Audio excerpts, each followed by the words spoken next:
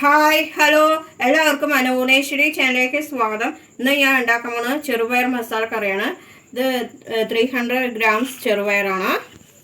2 സവോള കൊത്തി അരിഞ്ഞത്, മല്ലിയില, ഇത് 3/4 ടീസ്പൂൺ മഞ്ഞൾപ്പൊടി, 1.5 ടീസ്പൂൺ മുളക് പൊടി, 2 ടീസ്പൂൺ മല്ലിപ്പൊടി, 1 ടീസ്പൂൺ ചെറിയ ജീരകം, 1 ടീസ്പൂൺ ഇഞ്ചി വെളുത്തുള്ളി പേസ്റ്റ്.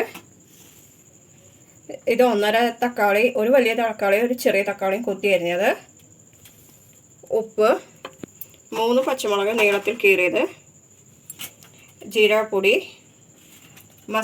ഗരം മസാലപ്പൊടി. ഇനി നമുക്ക് പ്രിപ്പറേഷനിലേക്ക് പോകാം.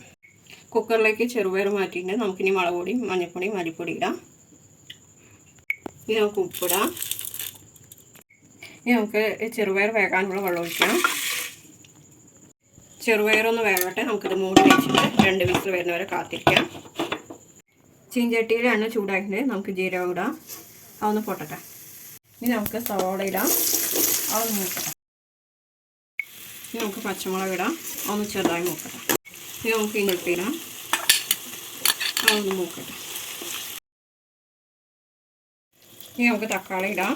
ഒന്ന് ചെറുതായി ഉടയാം. തക്കാളി ഏകദേശം ഉടഞ്ഞിട്ട് നമുക്കിനി ചെറുപയർ വേവിച്ചതിടാം. നന്നായി ഒന്ന് തിളക്കട്ടെ. ഇതെല്ലാം മിക്സായിട്ട് നമുക്കിനി ജീരകപ്പൊടി ഇടാം. ഞാൻ ഈ ഒരു സ്പൂണിൽ 2 ടീസ്പൂണാണ് ഇട്ടേക്കുന്നത്. എന്നിട്ട് ഒന്നുകൂടി ഒന്ന് തിളക്കട്ടെ. നമുക്ക് ഗരം മസാല ഇടാം. ഇനി നമുക്ക് മല്ലിയില ഇടാം. അങ്ങനെ നമ്മുടെ കറി റെഡി ആയിട്ടുണ്ട്. ചെറുപയർ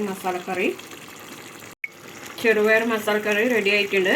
ഇത് സിമ്പിളാണ്, ടേസ്റ്റിയാണ്.